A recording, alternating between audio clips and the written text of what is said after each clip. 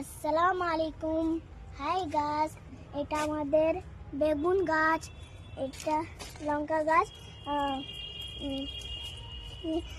মারা গেছে। এটা ফুল গাছ, এটা লঙ্কা গাছ, এটা বেগুন গাছ,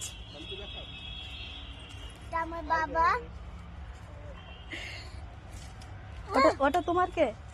বাবা, এটা আমার ভাই, এটা আমার মা, এটা আমার চুলো, এটা আমার কি রান্না হবে? কি রান্না হবে? ভাত আর দই।